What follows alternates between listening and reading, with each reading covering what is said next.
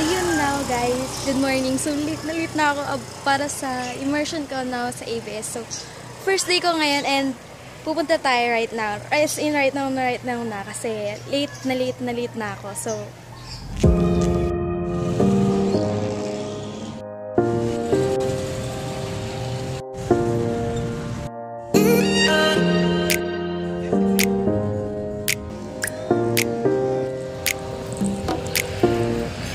may ko pong problema.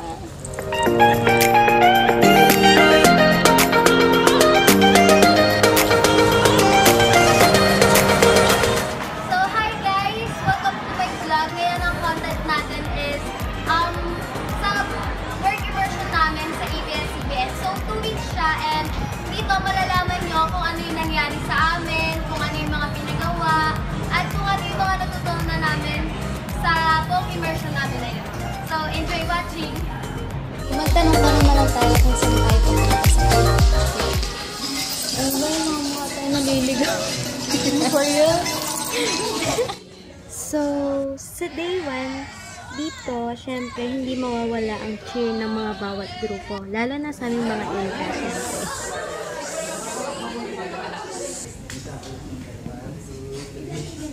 ABS-CBN TV Plus. Sa ulo ng mga nagbabagang balita. Katotohanan. Napapalaya sa bayan. Katotohanan ng panata namin. Katotohanan ng panata namin.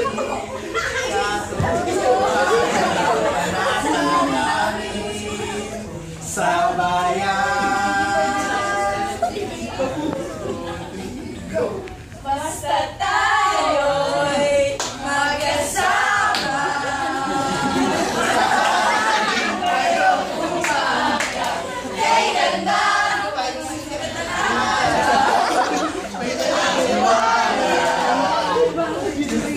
Sa ating pag-aaral.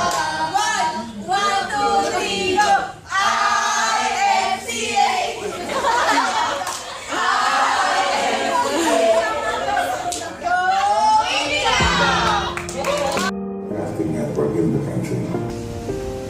At times when life is so difficult, you just have to step back and introspect. Hanggang saan ba yung kailangan kong maintindihan dito? Guys, malamig ba? Hey guys. Because we are Kapamilya, we do things the Kapamilya way. We strive for excellence.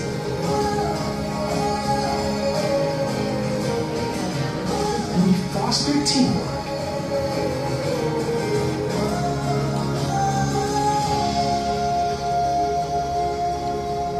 We practice teaching and learning.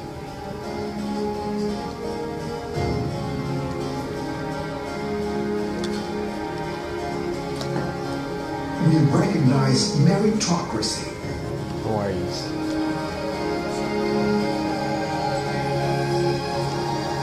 We uphold honesty, integrity, and respect.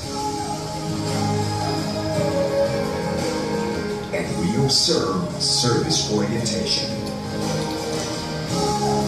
Ang ganda ng video.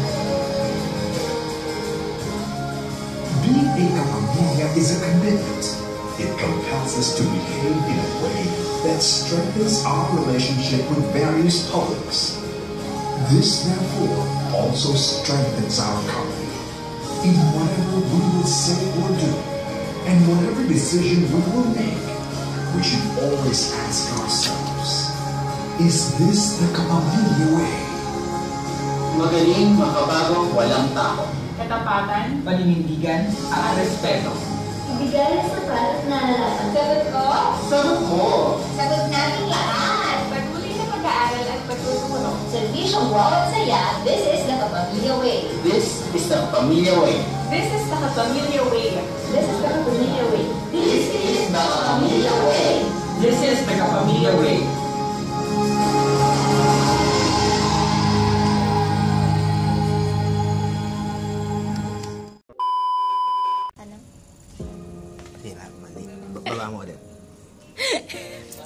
ate pagkuha, hindi marunong. Yan. Thank you.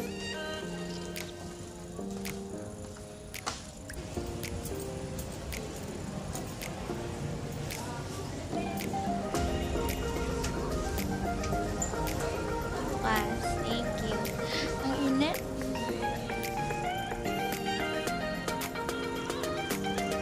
Hello.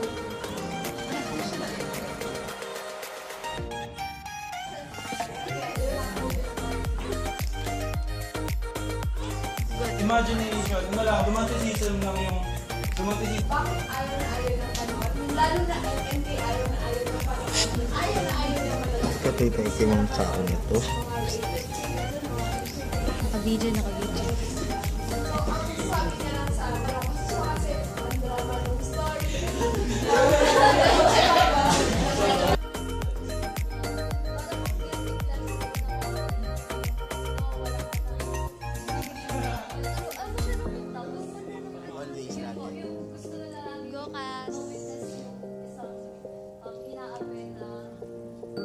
So, day 2, andito pa rin kami sa ABS-CBN University and ina-introduce din sa amin yung iba pang mga grupo or stations like sa TV production na isa pa naman siya sa pinakamalawak na production sa ABS.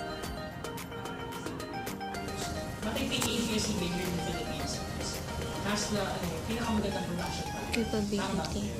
Yes. Kasi we really strive for quality. We've been talking about yung mga teleserye, nabanggit, karamihan ng mga insights sa binanggit nyo, it has something to do with story. Tama ba? Diba? Even yung pagkwento niya tungkol sa tatay niya, story pa din yun, yung tatay ko, ganyan. Plus yung tatay niya na-apektuhan sa story. Okay? So yung story, yun yung nagpapaikot ng mundo ng TV production. TV production produces larger-than-life stories. Yung mga sinasabi nyo kanina, inspired by totoong buhay, ito yung Filipino culture. Siyempre, pag nagpakita tayo ng sobrang totoong buhay na, ang tawag doon, docu. Diba? Sa news and current affairs yun. Pero ang TV production, we tell larger-than-life stories because people want to be entertained. Wala po bang Showtime online? Showtime Uy, online hindi ko- kahit sa... Bumarap pala ako. May live nga eh. Kasi ito ang nagpapatunay na live talaga ang Showtime. Hindi minsan lang kapag walang nakalagay na live. Ilalim ng punang mangga, sabay natin ipinita ang sumpa, ang ipinig ng mensahe ng pag-ibig na manggagaling sa... So, andito na kasi Tomas Morato and I think sobrang aga ko for today. Kasi wala pang 8 and 9 days mula namin. Pero, ay lang.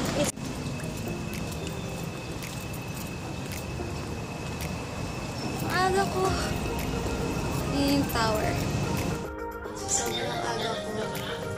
Ako pala mag-isa-seculator lang ako sa balik. Ito na, fit pa ako pala mag-isa sa balik. Kami palang dalawa. Sarap doon pa Hindi naman tayo excited. Sobrang baka makikita. Hi! Hi po! Sino yung invitation na ito? Okay, may video. So, sa day 3 naman, bukod pa sa nakakita kami ng international singer, ganun pa rin naman yung location namin, and this time naman, music videos ang pinag-uusapan, or to be specific, Star Music, at saka Viva Film.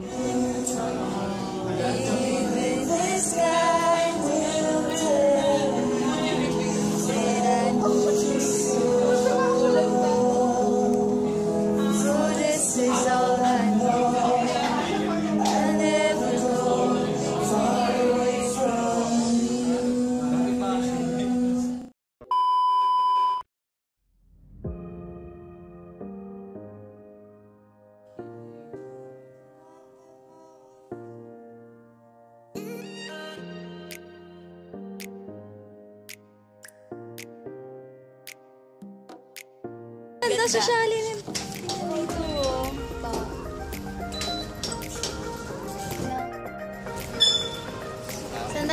newsroom. Oh my God. May field trip.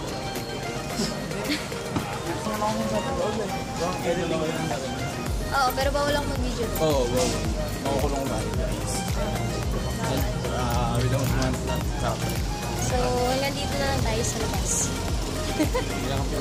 Hanggang dito na lang tayo sa labas. Ano nga guys, pupunta nga po kami dun sa newsroom na puno. Puno? Uy, magkasa newsroom talaga tayo. I really don't. Inta tayo. I mean, sabi, kasi yung video, diba?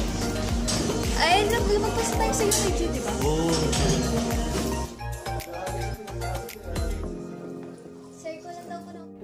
So, yay! Day 4 na. Lumipat kami sa winter room na literal na winter sa sobrang lamig. Kulang pa nga ang mainit na inumin, jacket, at mask sa sobrang lamig talaga katulad niya. Just lang. Dito sa day 4, getting to know more lang muna kami about sa mga programs sa Inka like TV Patrol, Magkakay Ganda, and etc. Coffee break mo. Coffee break. Sa sobrang lamig sa winter room. Talaga sa Alaska.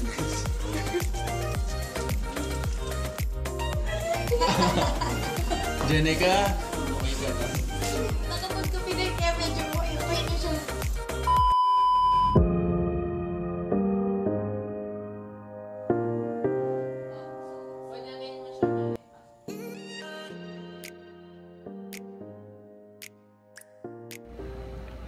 Yay! Day 5 na! Isa siya sa mga pinaka-inaabangan ko kasi bukod sa makakalabas kami ng winter room, may tour kami sa mga programa ng Inka. Nakakabilib lang kasi dito makikita mo na talaga yung mga paghihirap ng bawat tao sa media. Iba nga sabi, walang pera sa media. Kaya yung mga nakikita natin sa TV, sa likod ng camera, ibang-iba siya sa mga paghihirap na ginagawa nila na pinagpipiraso nila yung mga facts, kailangan nila i-verify and all, and ang dami talaga mga paghihirap kaya nakakabilib ang mga media arts practitioners or Yes po. media practitioners. So parang ito na yung nagsisabi nila CCTV. Yan, tignan nyo yung sa monitor. Yan. Pagka yung mula na. Tignan niyo po pala yung Tsaka yan. Ay, kayo po yung nagbukas kanina ng ilaw. Siya kasi yung Wow. Thank you po. Kasama po siya sa Magpa-picture kayo.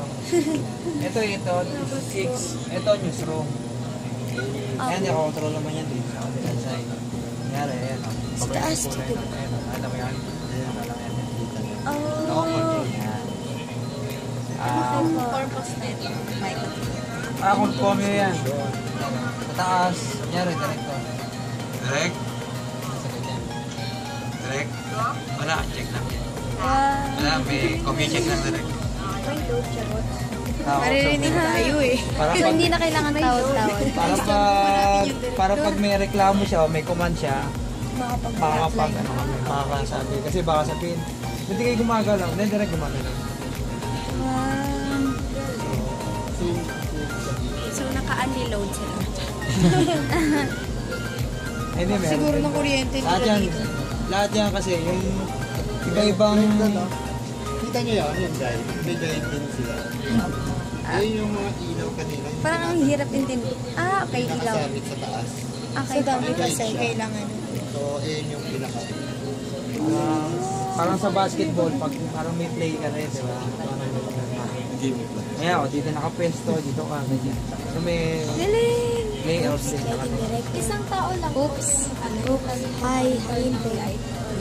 Pinag-aaralan ko na para sa inyo. Dito sa Studio 6, Nasa dos suot, naliligo. Alam niyo yun? Masko. Suot, natural sound. Incidental, natural sound. On tape. Yes! Pag kailangan mo na ang interview, nasa bababa mo yun. Ayun na, live! Wow!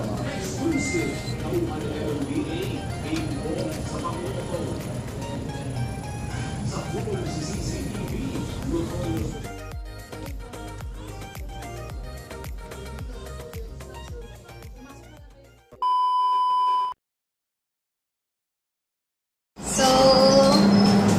6th day na po namin ngayon and nasa rated K na kami ngayon. So, ito na yung kinakailangan namin sa lahat. Mamupunta sa kanya-kanyang workplace. So, dito sa day 6 to 7 namin, binigyan kami ng oras para makapag-pitch ng stories na worth ipalabas sa TV. Dito rin namin naranasan kung paano mapiga ang utak mo sa kakahanap ng mga stories. Kailangan kasi malawak ng connections mo and talagang patient rin at resourcefulness ang kailangan para maging isang ganap ka na researcher. So, while gumagawa kami ng pitch na story bago nung nag-search kami ng para sa story, meron din kaming TV. Wait, ilan yung gata? TV. Dalawa. Ano isa? Dalawang stories pa lang meron na. Carla, na nangyayari sa'yo dyan, Carla? Wala ko dyan. Ikaw, Jen. Nangyayari Wala pa akong nare-report kahit isa. Saan? Ito.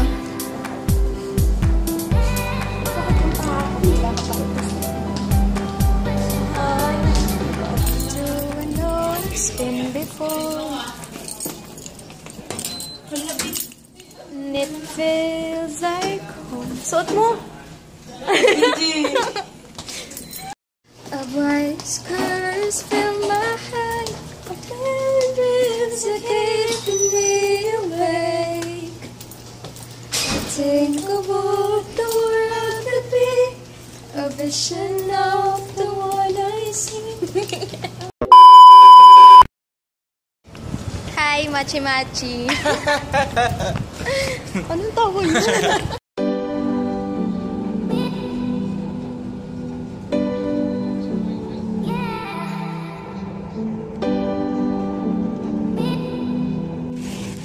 Sa day 8 naman namin, nakadress. Pero yung ganap pala namin, magkahakot kami ng gamit para sa saya-saya na mangyayari kinabukasan. Pero enjoy pa rin naman kami.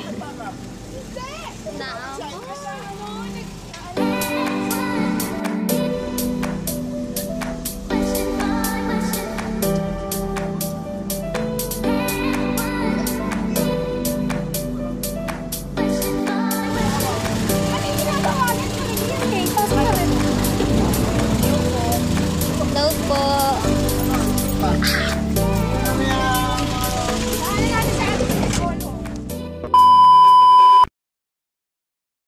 Nangyari kanina. Yung nagpa-pictures. Sino? Yung mga babae kanina na natana ko sa may hagdan. Sila nagpa-picture sila sa akin. Sabi ko, hindi ko rin alam. Baka akala nila artist lang. Wow.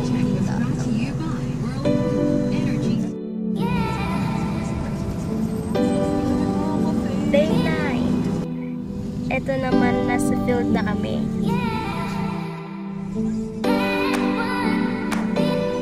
Welcome to Kalumpit, Bulacan.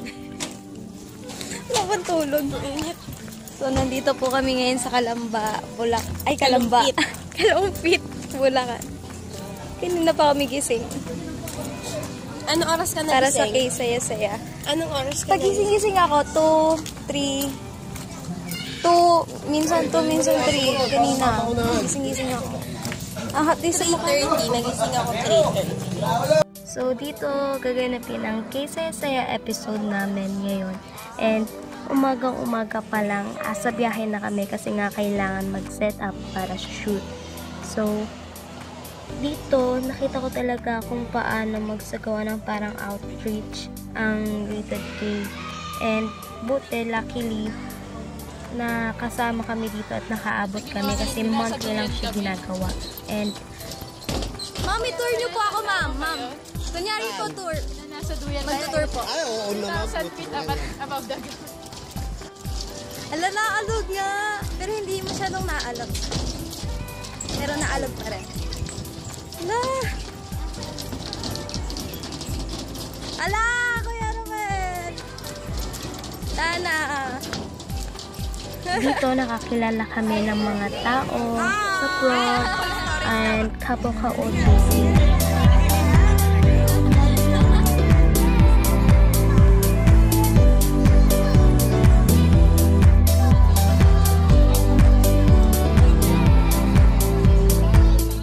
Tapos, ang masaya sa part na to kasi is makikita mo yung yung mga ngiti ng bata.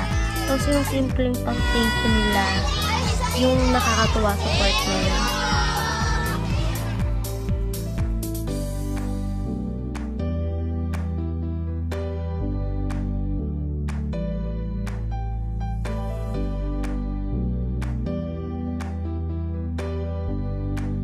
Nawawala bigla kasi yung sobrang pagod mo and yung dala nung init nung simula umaga hanggang hapon, and then simple, alam mo yun, sa inosente nilang itsura and yung mga ngiti nila at simpleng pag-thank okay na yun, promise. Ako na nagsasabi sa inyo.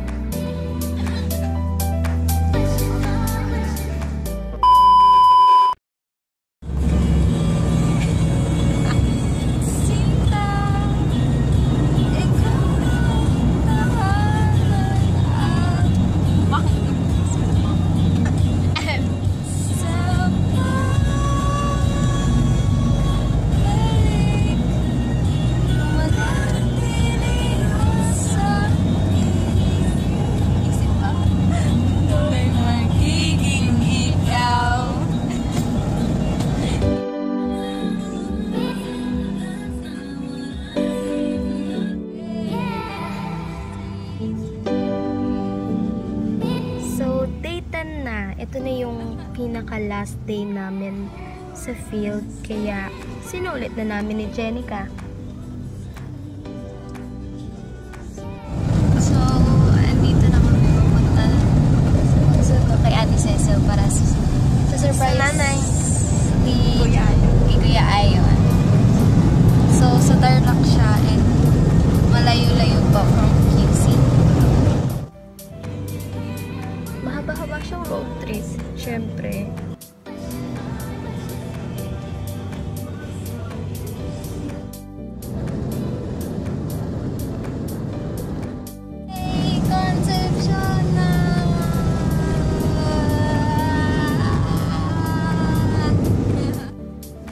Nung masundo namin sila nanay, nagantay pa kami ng ilang oras kasi may 4:30 pa yung nakasang Kuya Ayon. Para siya Mr. Universe Tourism. Oo na, Pilipinas yun na, tapos nanalo siya sa Mistress of Pilipinas.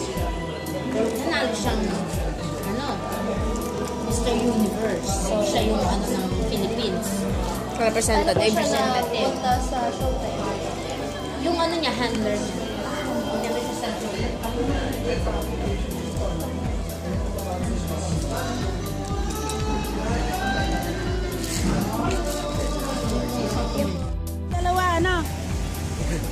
isa na lang pag hindi pa binigay. Ang galing ni nanay magtawaran. Naputisip. Hindi. Ano na lang. Wala na lang pangkamasan pa. Wala akong barrier. And now, ito na yung time.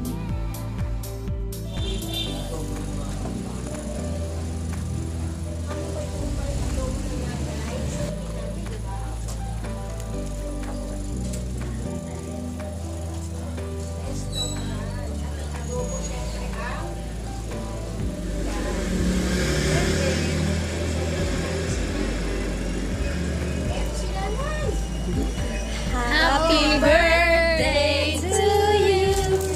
Happy birthday to you.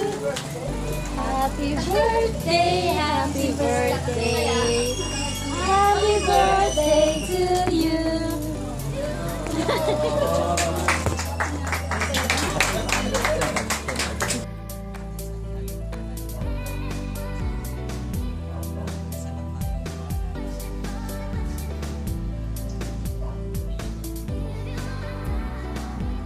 nakakataba lang ng puso na parang part ka na rin ng team at naramdaman mo talaga kung anong meron sa isang kwento.